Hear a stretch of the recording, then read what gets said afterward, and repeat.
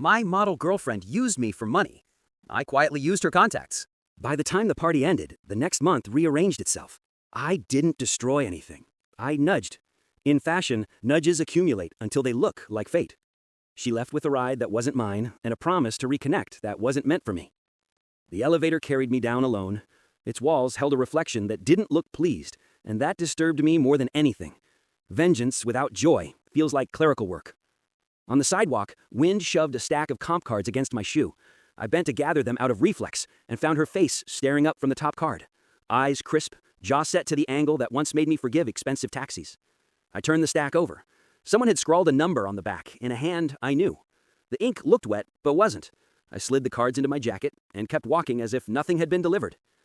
That night, I placed the stack by my kettle the way she used to, an altar to the industry that had fed on both of us. I told myself I would throw them away in the morning. Morning arrived and the stack still sat there, behaving like a book I didn't want to admit I had started reading again.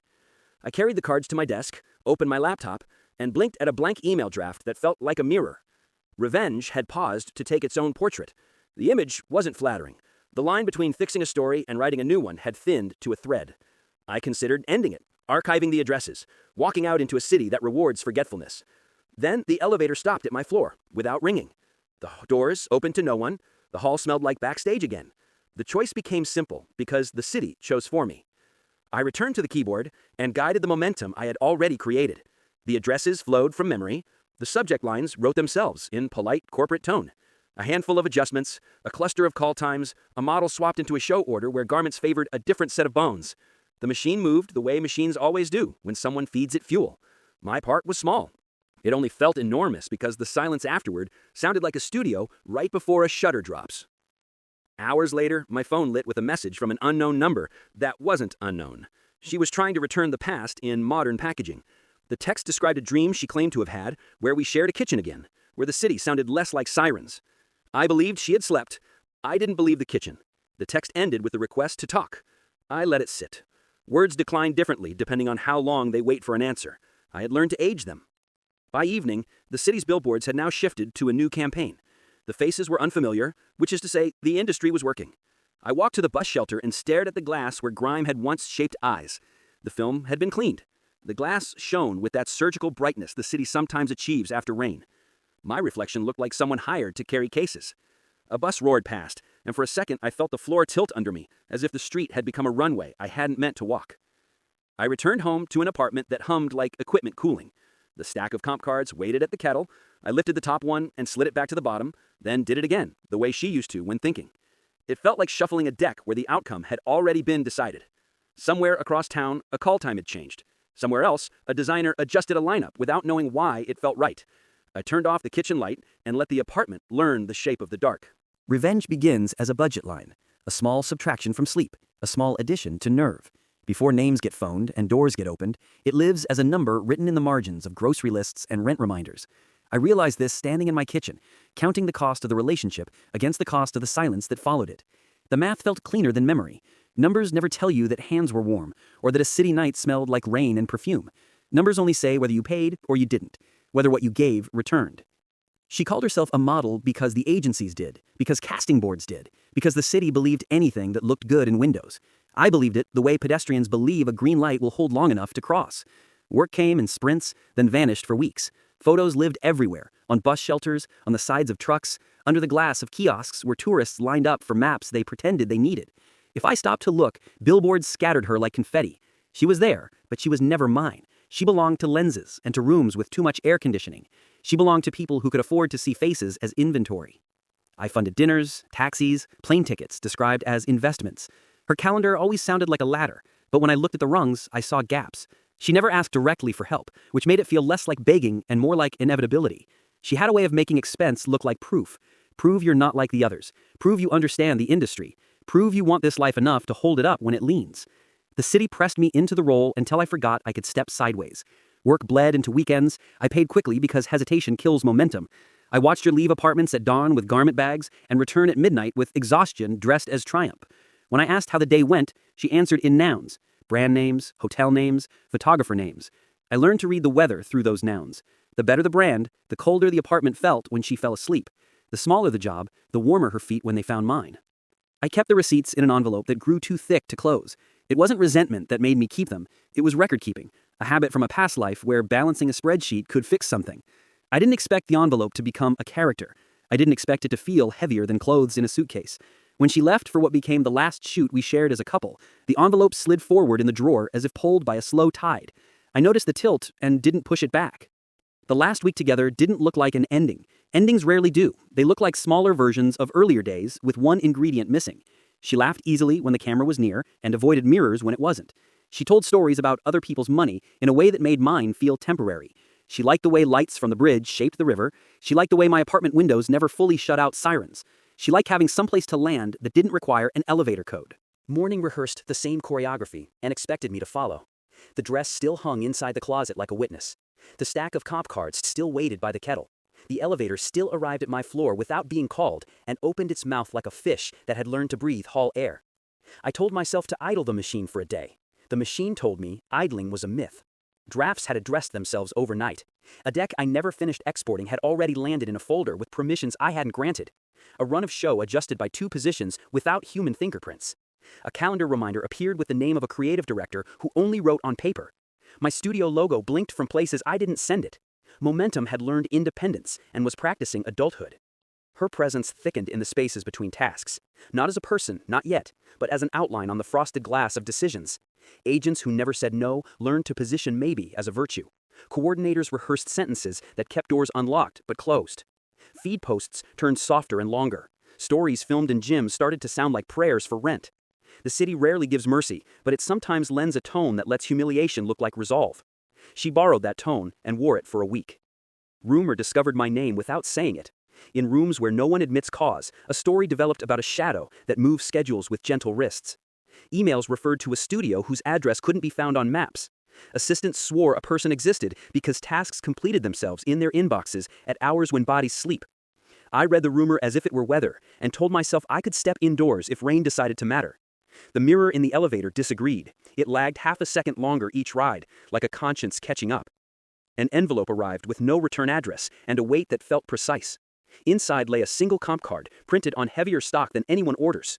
The face on the front wasn't hers or anyone else's. It was mine, reconstructed from public angles, reflections in glass near bus shelters, security footage courtesy of a friend who owed someone a favor, screenshots of event photos where heads become background texture.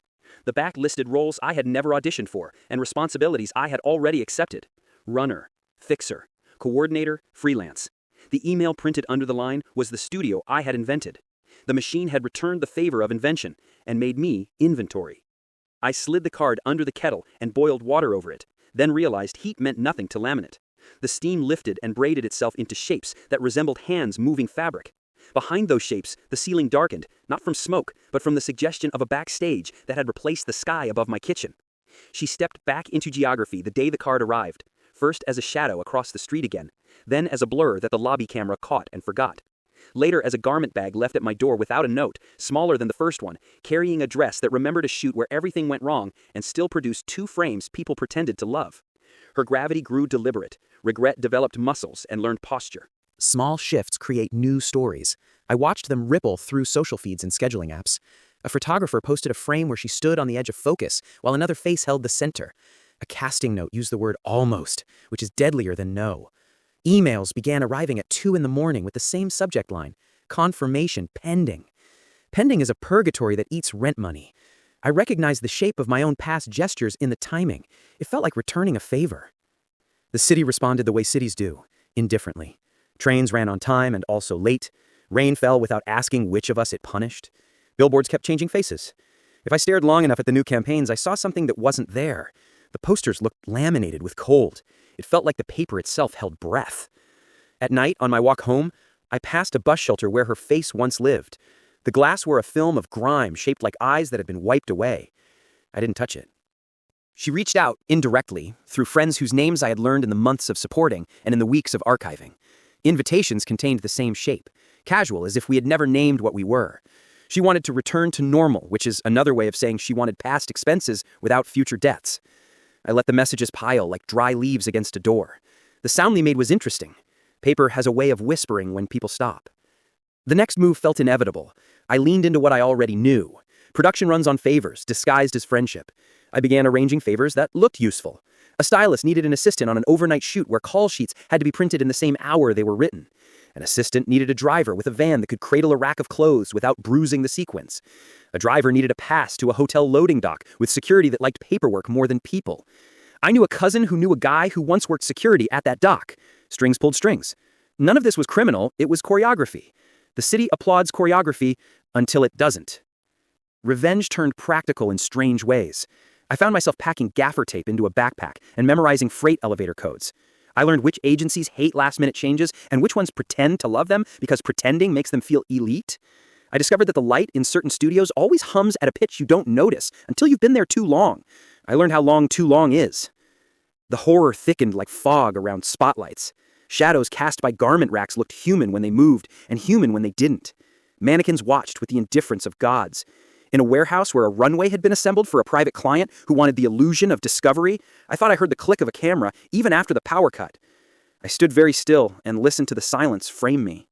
She began to lose jobs quietly, not with dramatic phone calls, but with a drift that looked like weather.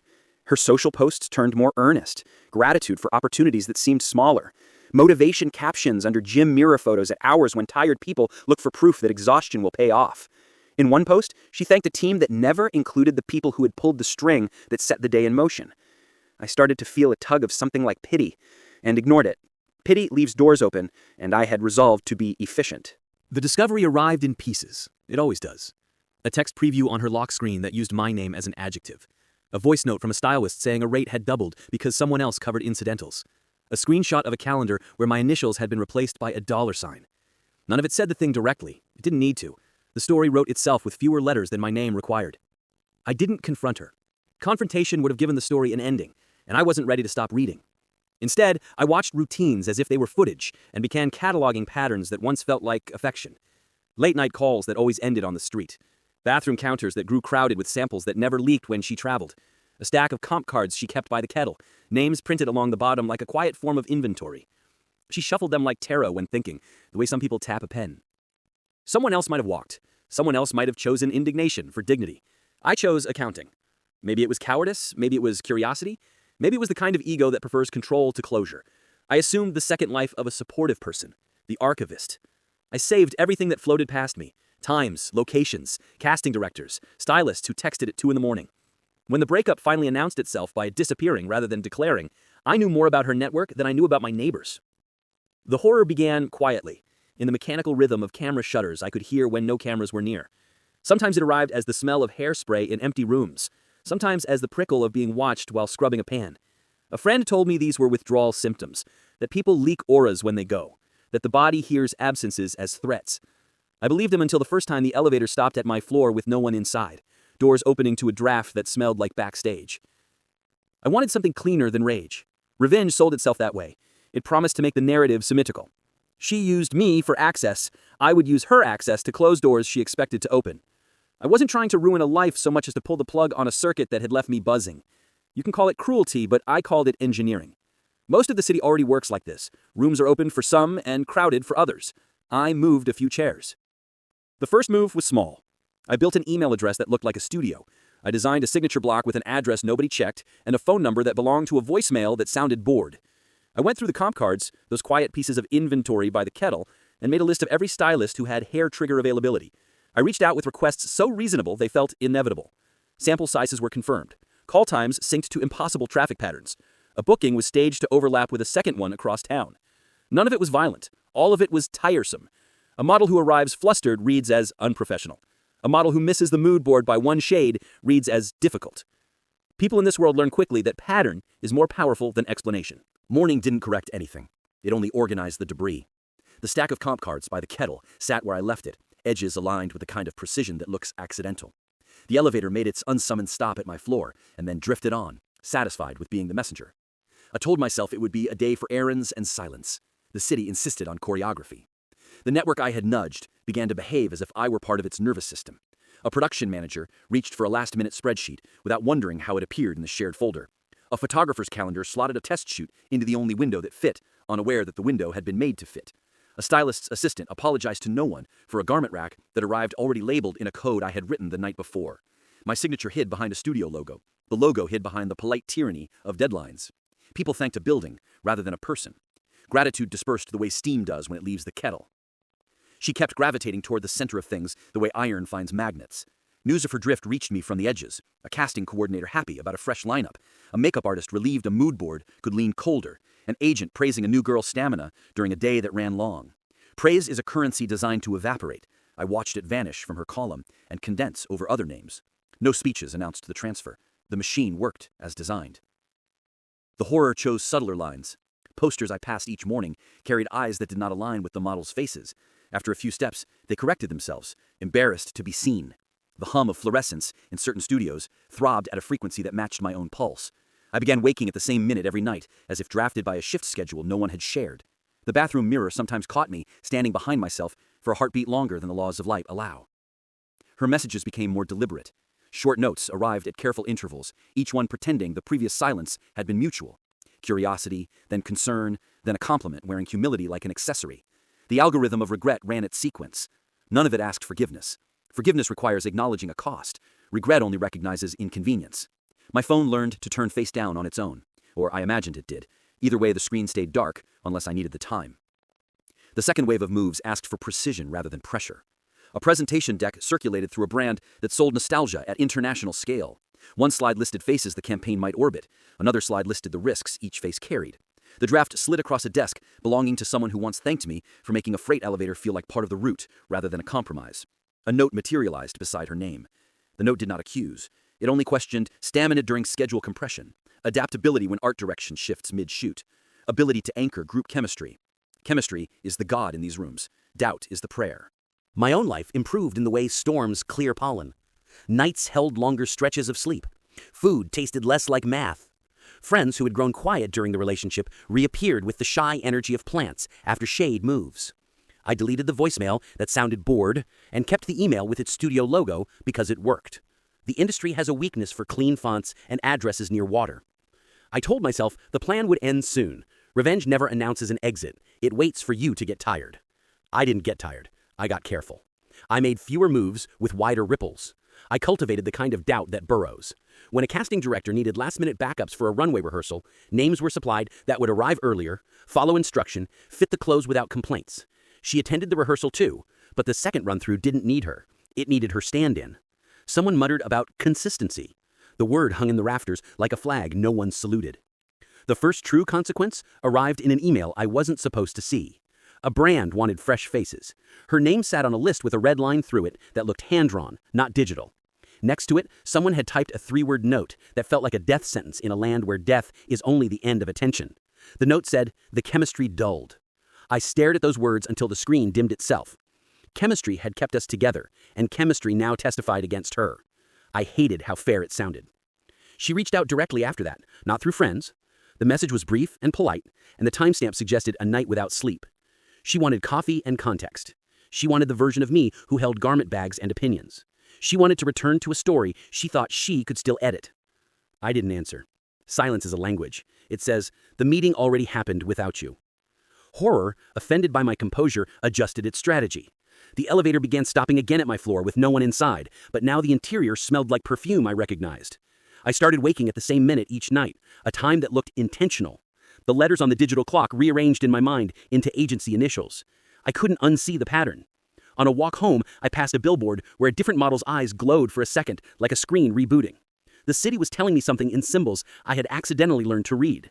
The final move of this first chapter of revenge unfolded at a party I didn't belong at. Access came through a favor traded 4 months earlier, when a production manager discovered I could format call sheets in a way that humanizes chaos. In a room full of people who smiled for a living, I became air. Air is useful. It carries sound without being remembered. I drifted past conversations that shaped jobs weeks away. I watched as introductions formed like weather fronts. I added my own gusts with the subtlety of a conditioned vent. The right praise, placed upon the right person at the right moment, creates gravity. Gravity moves castings. She entered late, as stars are expected to, under lights designed to flatter bones. The room pivoted. People always pivot toward those who seem to live inside a brighter temperature. She made her circles with the efficiency of someone who knew how many laps were required. I watched without hatred and felt an odd emptiness. Revenge builds an architecture. Presence reveals how hollow some rooms sound. She looked wonderful. She looked like someone who would leave again at dawn and return at midnight with triumph, wearing exhaustion. I began the conversation that ended without me by arranging 3 others. A stylist asked a creative director whether a new face could carry a regional campaign. The creative director deferred to the photographer who would own the mood. The photographer had recently enjoyed a week where every set ran on time and cable clutter disappeared like a magic trick. The assistant who made that possible had an email signature with a studio logo that looked real. The assistant knew a cousin who knew a guy. The guy sometimes moved chairs. I watched from far enough away to call the view ethical. Distance can be a drug. It lets the administration of consequences feel like weather management. Rain falls, umbrellas appear, no one asks who seeded the clouds. The city rewarding discretion with access. A warehouse became a runway for a private presentation where wealth attended in dark suits that looked like uniforms for a belief system. I was let through the service entrance with a gesture that meant staff rather than guest. Staff hears the truth first and last. In between, the room lies to itself in elegant ways. I taped cables to the floor, adjusted a projector that had learned arrogance from success, and timed the walk of a model who turned too quickly under light. The skeleton of a show is ugly. The audience only sees skin. She entered for rehearsal with the gravity of someone used to being the reason others stand up straighter. The choreographer moved her to 3rd position without explanation. 3rd position can be read as grace. It can also be read as caution. Her face accepted the placement the way people accept turbulence on planes, with faith that smooth air will return. I felt nothing triumphant, and worried about what that said. Revenge that fails to feel like victory begins to resemble maintenance. Maintenance continued. A booking shuffled her into an editorial that paid in prestige and food vouchers. Another editorial swapped her for a newer name who slept on a friend's couch and therefore said yes to everything. She posted gratitude with the force of prayer and hashtags that sounded like mantras shouted in empty stairwells. Comments arrived from accounts that stole faces and scattered heart symbols like confetti in a room without guests. Algorithms laughed quietly in the walls. She began to pivot toward influence the way fallen leaves pivot toward gutters. Tutorials appeared, then morning routines, then soft focus captions about process. Process is often a tombstone for outcomes. Brand partnerships demanded steadiness masked as spontaneity. I moved a few handles out of her reach without leaving fingerprints. The offers went to other hands that posed better with supplement bottles. The city pretended these were choices. Horror did not raise its voice. It cleared its throat. Garment bags sometimes hung in my hallway without arriving. The elevator's mirror returned a version of me that blinked a fraction after I did. A mannequin in a studio corner leaned fractionally between 2 visits when no one had logged hours in the room. In the quiet, a shutter sound arrived from nowhere and practiced patience. The envelope of receipts from the life we shared moved from the drawer to my desk. I didn't open it. Weight communicates as effectively as text. I worked around it the way pedestrians work around traffic cones, a route becoming normal on the second pass. I followed the machine to its next room. Guilt did not register as a feeling so much as a measurement, like temperature or luminance. The needle twitched, but did not commit. The city had not punished me yet. It had only given me better seats. The comp cards returned to my kitchen, multiplying the way brochures multiply in a hotel lobby. Their faces looked almost religious. Beauty under laminate becomes an icon. I shuffled the stack the way she once did when deciding how to spend an afternoon disguised as ambition. Names I had never said aloud became currents I could redirect with a subject line. I understood then that the ecosystem I had built could continue without me. Algorithms learn from design. The machine knew my preferred outcomes and practiced them. Her second appearance arrived as a delivery. A garment bag leaned against my door with the kind of posture that implies confidence. No note announced intent. The zipper tab felt warm from a hand I didn't see. Inside hung a dress I recognized from a test shoot that had never become a campaign. The fabric remembered a set where the air conditioning never caught up with the light. I hung it on the inside of my closet and closed the door the way people close lids on boxes they don't want to imagine as coffins. The smell of backstage seeped into the room anyway. I spent the next days working on someone else's chaos.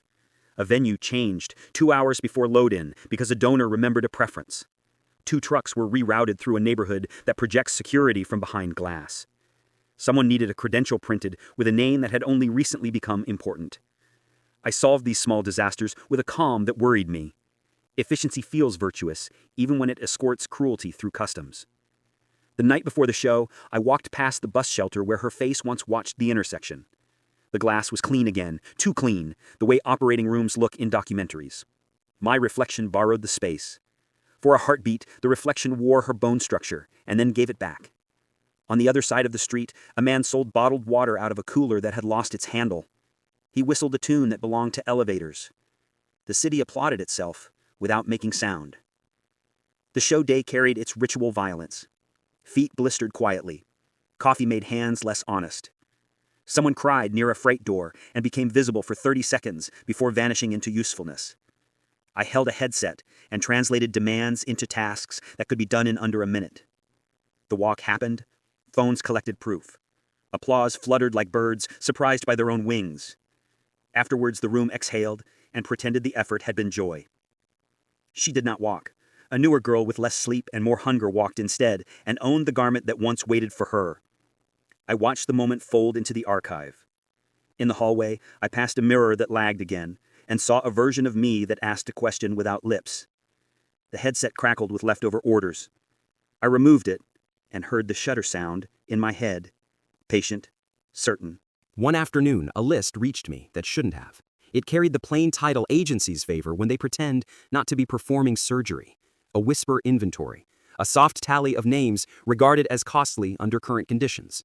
The columns looked like the ones I had built for budgets in a different career. The lines asked as few questions as possible to get to a yes. Her name sat 3 rows from the bottom, not in red, not crossed out, but carrying a notation that carried more gravity than either. The notation said, almost. Almost is the edge of a cliff people don't notice until the wind changes. I told myself she could climb back. Plenty do. They run smaller circuits, collect steadier checks, build kindness as a brand. The story exists. It just didn't want her right now, and I was helping it decide. The first time she appeared outside my building was a day the city took a breath. Clouds pinned the afternoon into a single shade. She stood across the street in clothes designed to call attention without admitting to the effort. Her posture held a casual tension of someone who expects to be noticed but wants to pretend the noticing was earned by the weather. I watched from behind the curtain, learning more from the way she shifted weight from one foot to the other than from anything a text could say. After a while she left, as if the sidewalk had run out of patience. I moved deeper into operational weather.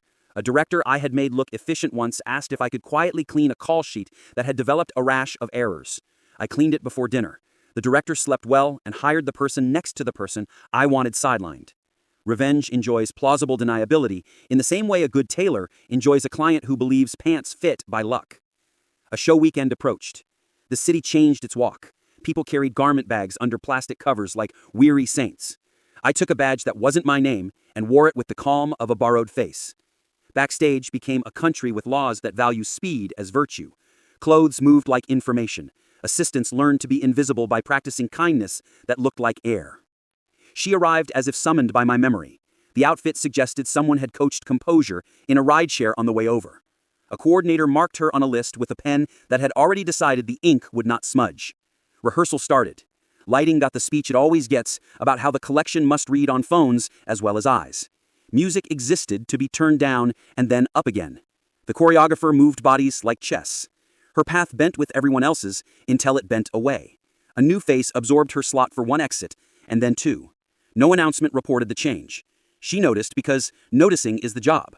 She completed the run and left quickly, which is also part of the job. Pride wears sneakers for speed. Back at the apartment, the garment bag still leaned where I had left it. I carried it to the tub and let it hang in a space designed to handle water and confession. Water didn't help. The smell of backstage survived the steam. I laid the dress across the tile, let the fabric learn the temperature of the room, and admitted the truth I had practiced avoiding. I had crossed from revenge into administration. The difference is invisible from the outside, but obvious to the person carrying the clipboard. Her third attempt arrived as a voicemail without words, just the room tone of a car and the breath pattern of someone who had cried recently and wasn't done. I listened to the noise the way doctors listen to lungs. Grief has a grain to it. This one sounded new rather than rehearsed. I deleted the file and then emptied the trash the way people wipe counters after spills they pretend didn't happen. The city made its next request. A brand planning a campaign with a reach that measures itself in countries wanted advice about whether the face anchoring the story would travel well across variables like daylight, dialect, and time zone. I answered with charts that resembled weather maps. The face that had once slept in my bed didn't fare well under those conditions. The data said so. The data thanked me for my time. The elevator waited open at my floor as if summoned by something that understood ritual. I stepped in and felt the air drop 3 degrees. The mirror gave me a fraction of a second to reconsider the person I had become. The doors closed with a kindness that felt false. Night resumed its habit of waking me at the deliberate minute. The kettle clicked a second before the alarm I didn't set. Steam rose, and for the first time I noticed the shape it made at the ceiling. The shape resembled a hand lifting a veil. Behind the shape, the darkness resembled a room I had not paid for. I understood then that this would not resolve with a single apology or a single miracle. The city does not believe in either. It believes in momentum and gravity. I had given it both. She would keep orbiting the places where light is negotiated. I would keep adjusting the angle of those lights until something irreversible happened. The horror did not live in ghosts or mannequins or clicking shutters. It lived in the way power feels clean when it travels through spreadsheets. Morning would bring a call sheet with a name missing that shouldn't be. Someone would ask where the mistake began. The answer would look like weather. In the quiet before that weather arrived, I stood in the doorway of the closet where the dress hung and recognized the silhouette as an accusation. The garment wore the absence of a body with more dignity than either of us had managed lately. Revenge had grown its own calendar. The next month would fill itself whether I lifted a finger or not. The temptation to stop and let the machine idle felt noble for exactly 3 breaths. Then the elevator stopped again at my floor without being called, and I remembered that machines resent idleness. They prefer fuel. The kettle clicked once, the way a metronome clicks when a rehearsal is about to resume. I stepped back to the desk and opened the drafts that had written themselves overnight. Fashion Week moved closer like weather that has already chosen landfall. The city braced by pretending it wasn't bracing. Email greetings shortened, sleep narrowed, coffee concentrated. I accepted a credential for a venue that had never loved me and wore it like a borrowed lifespan. The badge did not carry my name. The badge worked anyway. Backstage, the day wrote itself in commands disguised as questions. Tape down that edge, uncoil that cable, explain to an intern why a garment bag feels like a human being if you carry it long enough. I watched the checklist calcify into habit. Habit is how fragile things survive pressure. The room smelled like hairspray and battery warm. Mannequins leaned in corners with the entitlement of saints. She arrived on the second rehearsal with cheekbones sharpened by light and a walk rehearsed for years.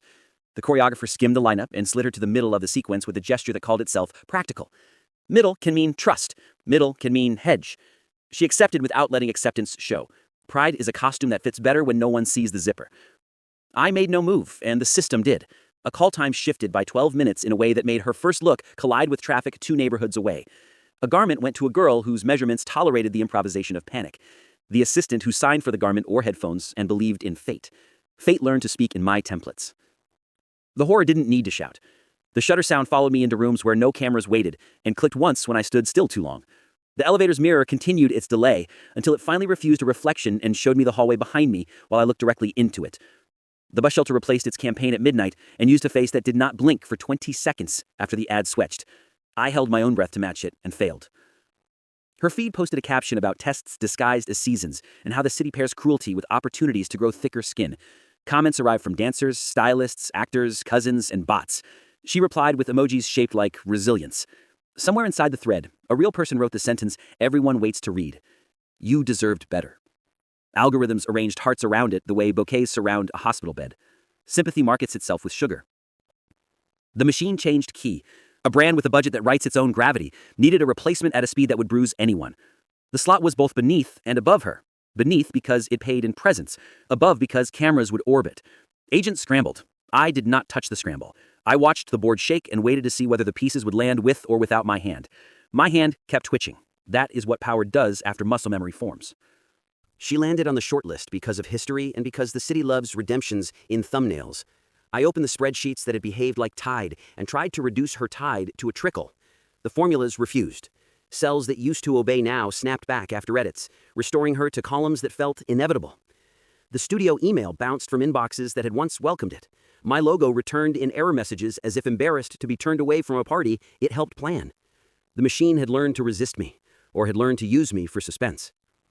I went to the venue the night before the decision and walked the empty runway under work lights that made everything look honest. The tape lines felt like veins. A breeze moved through a door no one had opened, and smelled like perfume the brand would never admit it bottled. I counted seats and imagined faces, and tried to place her among them the way people place furniture in the rooms of apartments they haven't rented. A mannequin stood at the corner with its head tilted in a listening posture. When I looked again, the mannequin had learned that posture from me. Rumor evolved into an organism that could bite. A designer I respected asked too casually whether I knew the ghost who kept schedules elastic. A production head offered me a staff role that sounded like a clean bed in a war zone. The offer implied loyalty in exchange for silence about how miracles happened. I recognized the shape. The city always wants to hire the weather. I told myself I would decide after the show and heard the elevator ding inside my head as if it had registered the thought. A message arrived from a number that read like a memory. It carried no words, only the frame of an image with the exposure pushed until grain became its own language. The picture showed a kitchen that looked like mine, and a stack of comp cards placed by a kettle. The date stamp belonged to a device that had never been inside my apartment. The implication slid into place. Either someone had been where no one should be, or the city had learned to dream me. I checked the door chain and found it still hanging where I left it, looking decorative rather than useful. The decision landed the next morning with the calm of a judge who finishes cases by lunch. She got the slot. The reason was both banal and fatal. Chemistry improved when she entered the frame. The word improved refused to leave my mouth, even as a thought. I watched it take its seat. The city likes circular narratives. It gives machines the same instincts. Redemption sells winter coats. I prepared the room she would enter as if setting a table for someone who once lived here. Cables obeyed, chairs aligned, headset batteries charged. The checklist looked like prayer beads in my hand. I told myself this wasn't surrender, but maintenance. Maintenance had become my religion. She arrived on time this time, carrying the exhaustion that follows anyone who barely slept through a victory. Assistant shielded her with competence.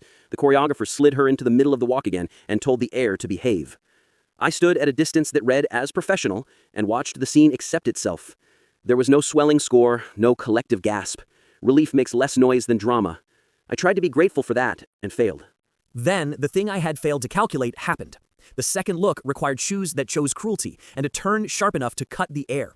A new girl misread the angle by a breath and began to fall into a chain of bodies that would have turned the runway into a demonstration of physics rather than design. The path of the fall crossed her line. She saw it, felt it, and anchored without counting. Bodies corrected around that anchor, like water around a stone. A disaster evaporated with the precision of a properly leveled light. Applause later would credit craft and rehearsal. The headset in my hand credited something smaller. One person deciding to be a fulcrum. I understood how many of my months had been spent building rooms where people could notice things 1 second earlier and adjust. I also understood that my architecture had almost manufactured harm. The machine had used my math. The event had used her balance. The show ran. Phones gathered obedience. The audience let its faces light up with screens and called it wonder. Backstage exhaled in waves. I removed the headset and felt the shutter click somewhere inside my chest.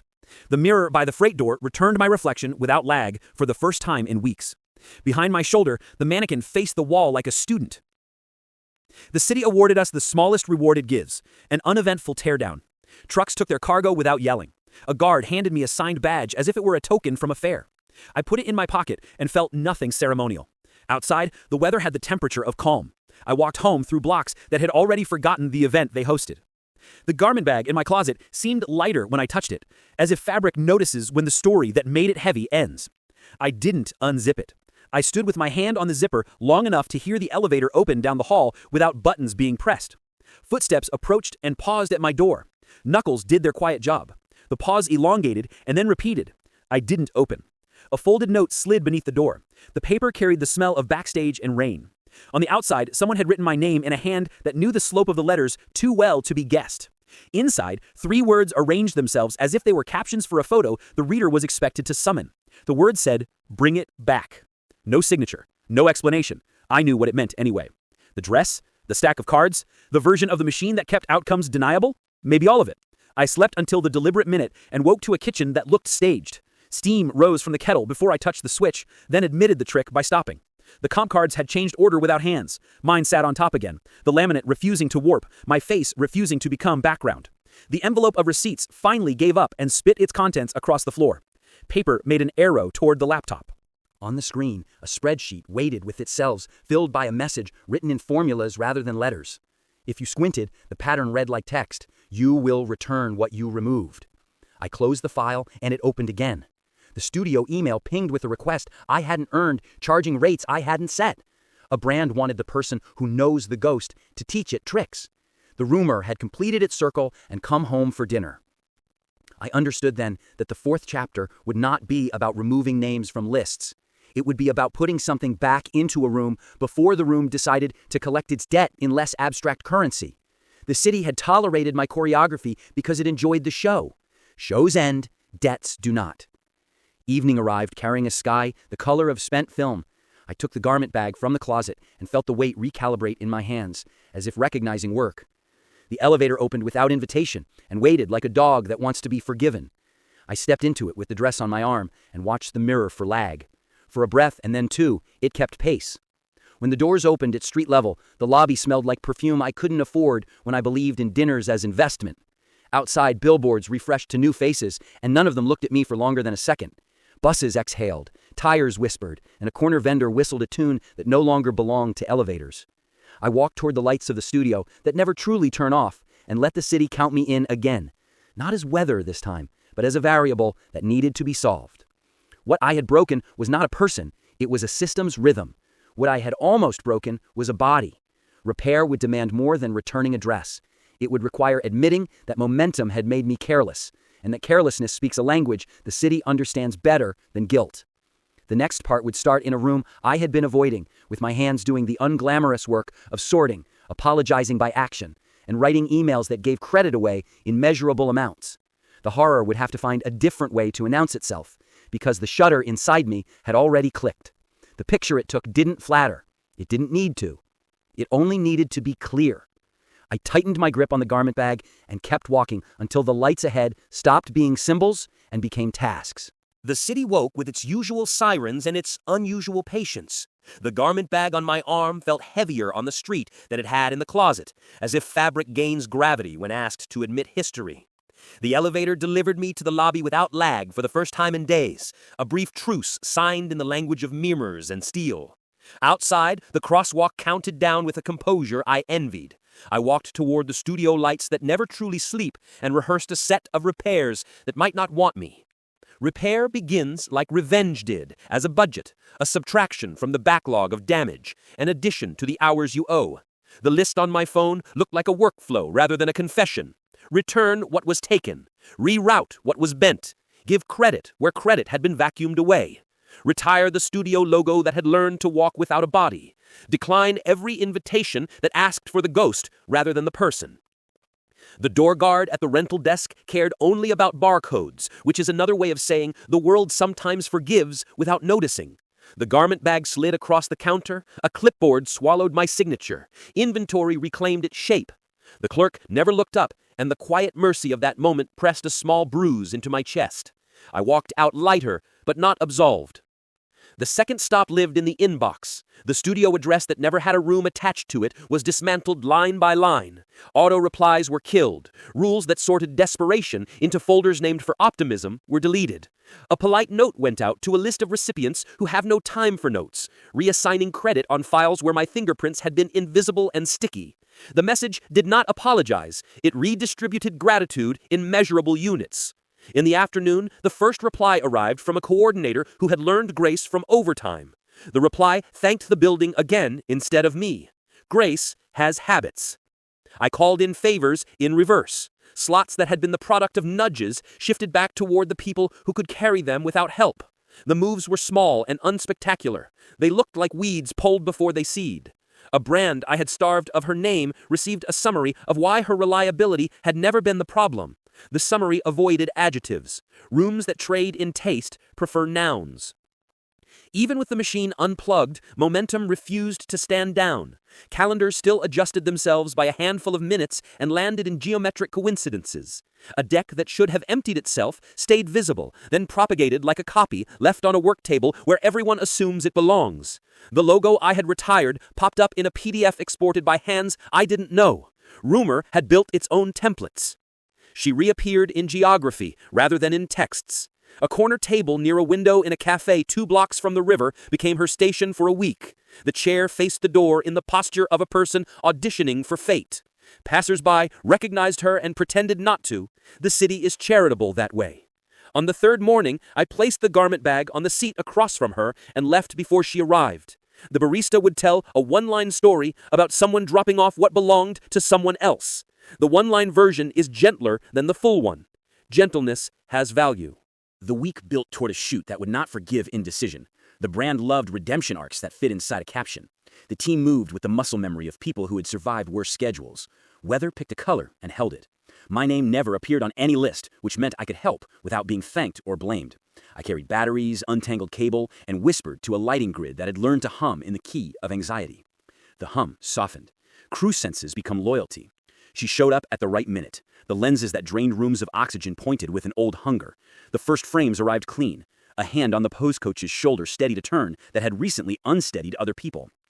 The monitor collected proof that the story still wanted the face it had once hired without hesitation. There was nothing mystical about competence, but competence makes rooms feel haunted by luck. The luck liked being believed in. Repair, however, does not trust momentum. It asks for receipts.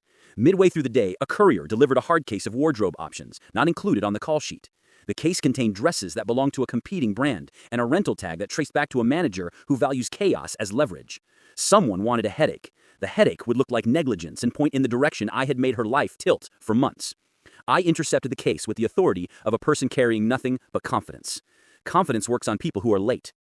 The dress never touched her. The tag was photographed, the case rerouted, the manager phoned by someone who believes in fire alarms delivered as whispers. A mess evaporated without becoming a lesson. No one will know this paragraph happened. Relief lives in footnotes.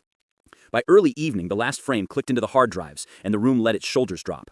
A small set of hands cleared cups as if nothing extraordinary had happened. She lingered by the door the way people linger when they want to confirm a story's chosen ending. Our eyes met from across the room and performed the exchange language has no time to hold. The look was neither gratitude nor blame. It carried a weight closer to weather. The room exhaled again, and the day ended the way days do, with equipment being counted and nothing heroic left to do. Back home, the elevator tried to misbehave and then thought better of it.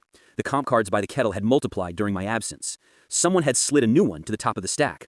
My face looked back from heavy stock, listing roles I had never asked to be and rates I had never set.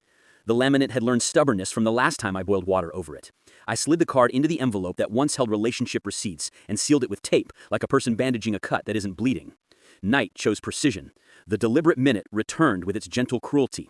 The kettle clicked without my hand. A file opened on my laptop and arranged cells into a sentence that promised opportunities if the ghost would return to service. The offer attached a number that could change a rent story into an ownership story. The number tasted like metal. I closed the file, and it reopened. The city does not always accept refusal on first pass. A brand with a long memory and a short fuse had scheduled a campaign that promised to print itself across seasons. The photographer was a monarch in a country whose currency is instantly transferable attention. The team wanted the ghost to make things run without anyone admitting they feared the day. I declined through a person who understood why declining was the only way to prove a previous apology had meaning. The production manager accepted my no and then sent a private file that contained the call sheet anyway. The subject line said, "In case." In case is how Relabs writes its first sentence. An hour later, the river returned one of the cards to my mailbox, edges swollen, laminate scarred, but intact. No stamp, no envelope, no footprints in the hall. The building had a sense of humor.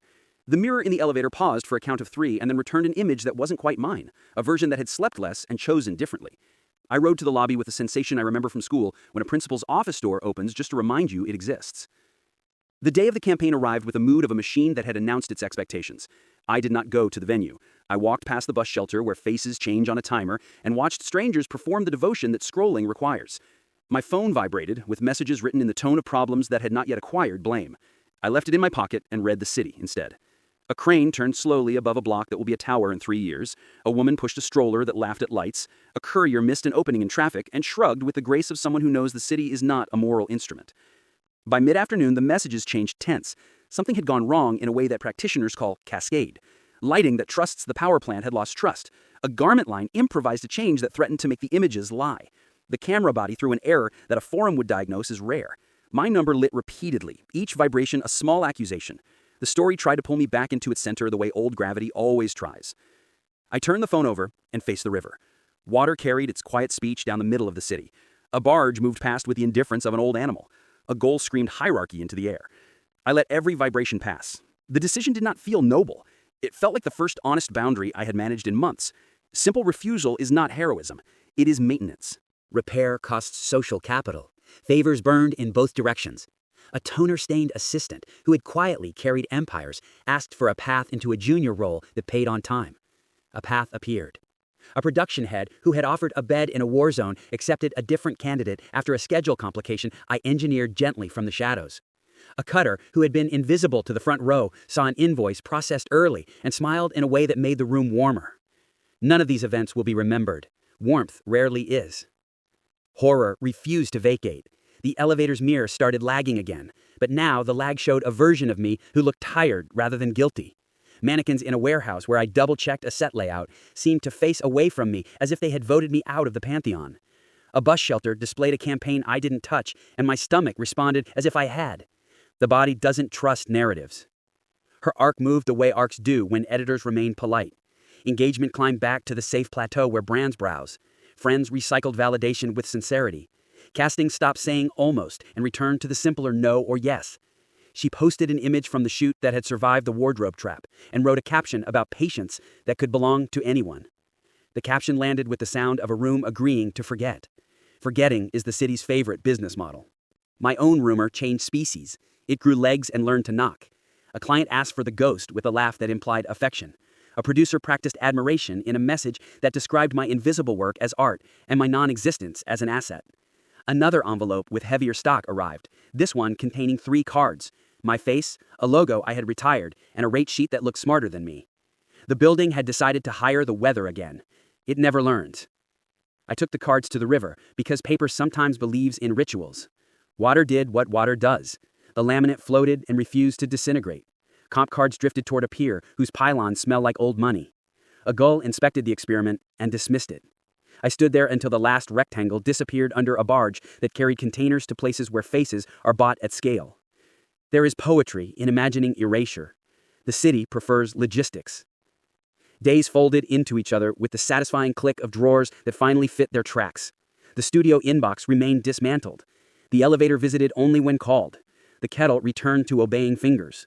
Work arrived through channels that included names, budgets, taxes, and chairs. I took a small contract that rewarded checklists rather than cleverness. My nights lengthened. The hum in the head quieted. Repair began to look like a lifestyle rather than an emergency. Then the system asked for a final payment. Evening brought proof that the world continues without me. The brand posted a frame that avoided disaster through a solution someone else invented on set.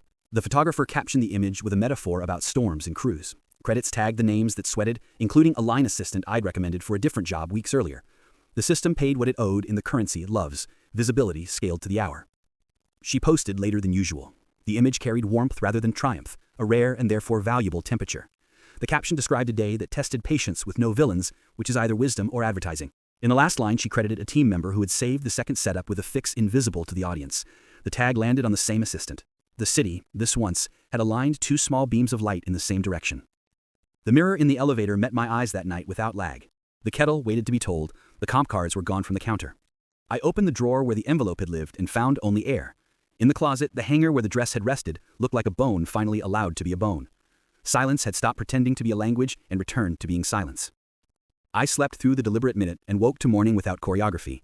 The phone showed a stack of messages that had gone stale. A producer sent a final request phrased like a farewell. A coordinator thanked the building and accidentally used my name in the same sentence. A designer extended an invitation to consult in public daylight with a contract attached that contained taxes and chairs. The ghost was not in the subject line. Weather had been replaced by climate. I answered the last message and ignored the others. The contract paid less than rumor and more than pride. It asked for presence on days when presence is unfashionable and for spreadsheets that could be handed to interns without requiring mysticism. It promised a seat and, more importantly, no pedestal. I signed with the deliberate care of a person who has misused his signature before. Weeks later, walking home under billboards that never remembered the people who passed, I paused at the bus shelter where the grime once shaped eyes. The glass was dull with spring dust. A small handprint lived at the lower corner at the height of a child. My reflection layered over it for a second and then stepped aside. The shutter sound that had lived in my chest practiced a final click and quieted. Somewhere across the river, a casting director shuffled names with sincere boredom. Somewhere else, a model completed a day without catastrophe and ate a late dinner that tasted like the opposite of math. The city adjusted its own collar and pretended none of us had ever tried to hire the weather. Revenge had turned into administration, and administration had turned into repair. The horror, when it comes back to check the locks, finds nothing dramatic to feed on. It stands in the hallway, listens for the elevator that no longer arrives uninvited, and goes looking for a story with more noise. I let it leave without courtesy. The door closed, the kettle waited for a human hand, The calendar ahead looked boring in a way that keeps people fed. The machine, still out there, will always exist. It no longer counts me as inventory. And when the next stack of comp cards appears on a counter somewhere, laminated and precise, my name will not be on top.